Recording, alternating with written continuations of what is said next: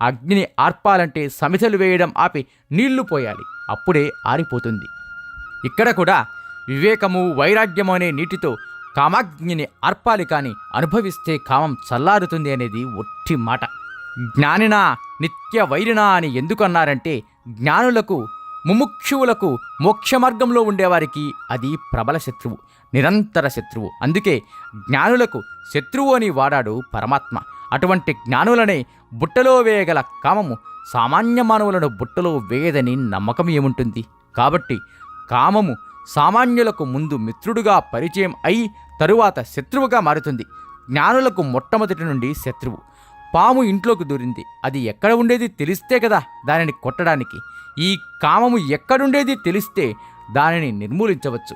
కామం ఎక్కడెక్కడ ఉండేది, ఆ శత్రువు ఉండే స్థావరాలు ఏమిటి అనే విషయాలు తరువాత శ్లోకంలో వివరిస్తున్నాడు పరమాత్మ.